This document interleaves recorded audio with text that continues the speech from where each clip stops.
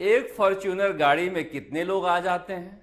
ये मैं नहीं पूछ रहा हूं, ये राजस्थान में चर्चा हो रही है क्योंकि राजस्थान सरकार में शामिल सैनिक एवं कल्याण मंत्री राजेंद्र गुढ़ा ने कहा है कि अगर सचिन पायलट को राजस्थान का मुख्यमंत्री नहीं बनाया जाता है तो राजस्थान में कांग्रेस के इतने ही विधायक जीतेंगे जितने एक फॉर्च्यूनर में आ जाएं।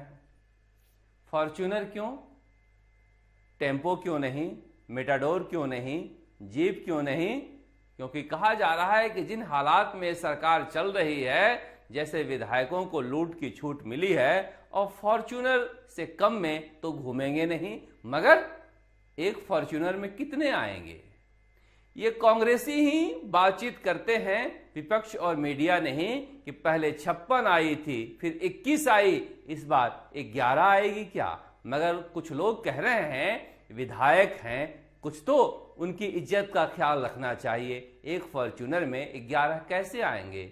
6 से लेकर 9 के बीच इनकी संख्या रखा जाए तो ठीक है। अकेले राजेंद्र गुढ़ा कह रहे हैं, ऐसी बात नहीं है। राजस्थान में कांग्रेस की तेज तर्रार विधायक दिव्या महिपाल मदेरणा ने ट्वीट किया है, नौकरशाही की कार्यशैली से ऐसा प्रतीत हो रहा है कि कांग्रेस सरकार को एक फॉर्च्यूनर में बैठाने का कोई अखंड संकल्प ले चुकी है। अखंड संकल्प हो चुका है, अब फॉर्च्यूनर लायक ही जीतेंगे।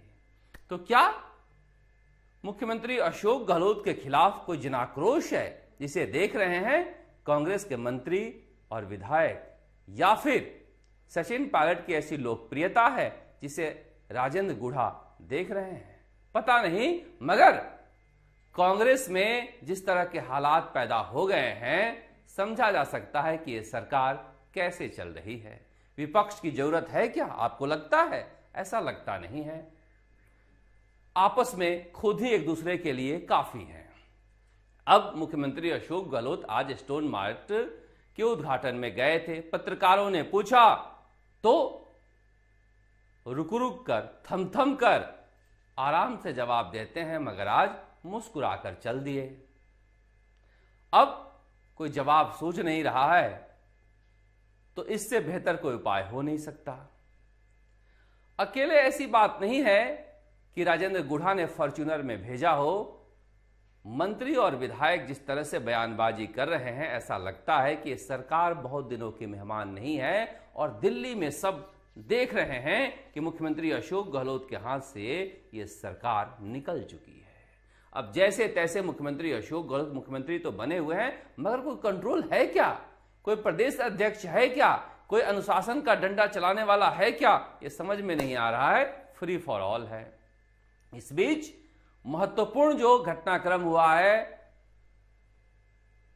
मुख्यमंत्री अशोक गहलोत और कांग्रेस के राष्ट्रीय अध्यक्ष मल्लिकार्जुन खड़गे की मुलाकात के बाद कहा जा रहा है कि सचिन पायलट और मल्लिकार्जुन खड़गे के बीच भी लंबी मुलाकात हुई है।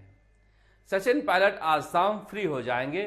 लगातार उनकी सभाएं चल रही हैं और आज शाम 5 बजे जब चुनाव प्रचार खत्म होगा, तब तक सचिन पायलट हिमाचल में चुनाव प्रचार कर रहे हैं।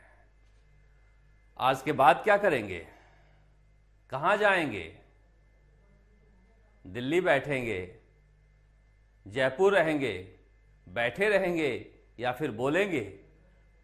सबको इंतजार था हिमाचल प्रदेश के चुनाव प्रचार का खत्म होने का। मुझे लगता है कि 12 नवंबर का इंतजार करेंगे सचिन पायलट, क्योंकि उस दिन वोटिंग होनी है। पसीना बहाया है तो उसे जाया नहीं होने देंगे। कांग्रेस के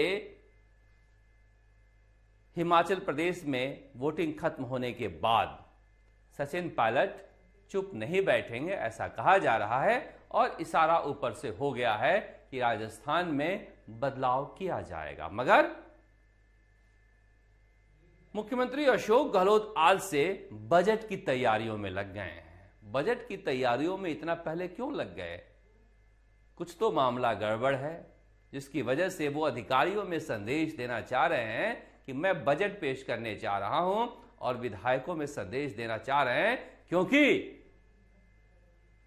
शिमला में रुकने के बाद भी गांधी परिवार के सदस्यों से अशोक गहलोत की मुलाकात नहीं हुई। मिलना चाहते थे या नहीं चाहते थे पता नहीं, मगर कहा जा रहा है कि रिश्ते इतने खराब हो गए हैं कि अब बदलाव जरूरी हो गया है। कल मंत्रिमंडल की बैठक हुई। बैठक में कुछ फैसले लिए गए, कुछ फैसले नहीं लिए गए। कुछ फैसले लिए गए जिसे गुजरात चुनाव से जोड़कर देखा जा रहा है, क्योंकि गुजरात में पैसे देने हैं और पैसे के लिए फैसला लिया गया है क्या पता नहीं। जनता है, अखबार पढ़कर अपने विचार व्यक्त कर देती है, क्योंकि कुछ फैसले तो ऐसे ही लिए गए हैं, जो फैसले नहीं लिए गए हैं वो ज्यादा बवाल मचा रहे हैं। प्रताप सिंह खाचरियावास ने ओबीसी आरक्षण में विसंगतियों को रुकवा दिया है क्या? इतनी हैसियत है क्या प्रताप सिंह की? यह हरीश चौधरी ने लिखा है कि मुख्यमंत्री अशोक गहलोत आप चाहते क्या हैं?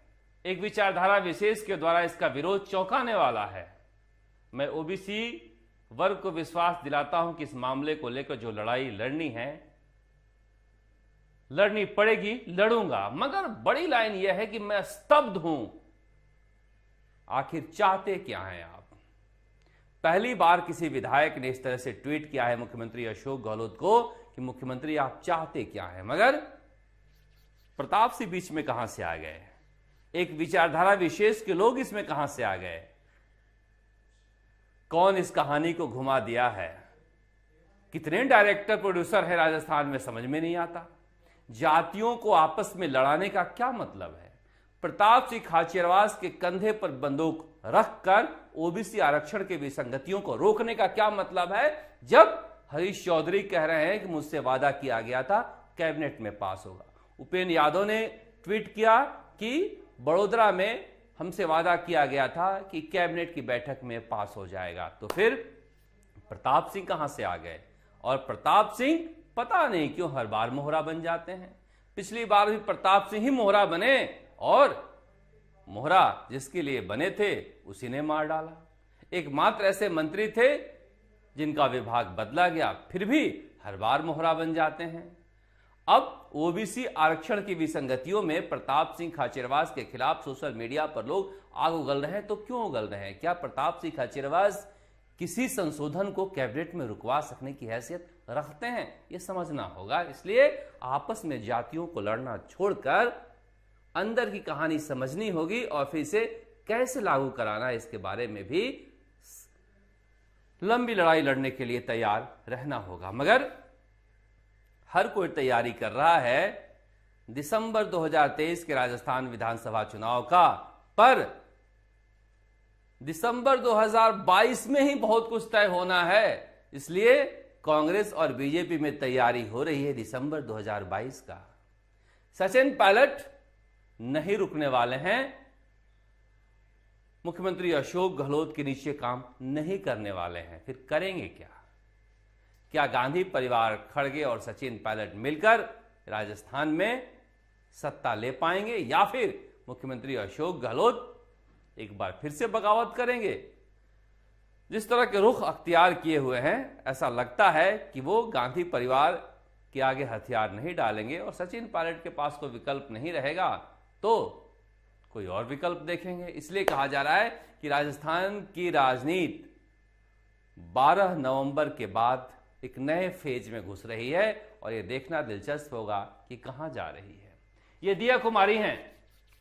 दिया कुमारी बीजेपी की तरफ से हिमाचल प्रदेश में चुनाव प्रचार कर रही हैं। लोग कह रहे हैं वसुंधरा राजे क्यों नहीं?